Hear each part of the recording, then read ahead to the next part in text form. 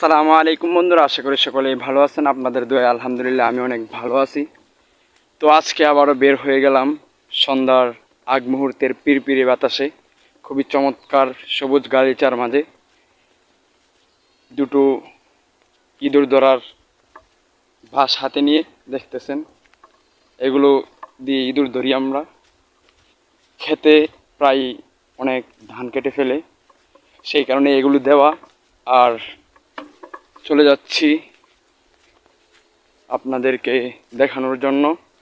So সবাই সাথে থাকবেন। আর হাঁটতেছি সবুজ গালিচার মাঝে, যেটা খুবই চমৎকার। এটা শুধু গ্রামেই পাওয়া যায়, আর কোথায় পাওয়া যায় না। সূর্য তার নিজ স্থানে চলে যাচ্ছে, দেখতে পাচ্ছেন। একদিক থেকে উঠে অপর দিকে তার নিজ স্থানে চলে যাচ্ছে। তো এই মুহূর্তে আমি বের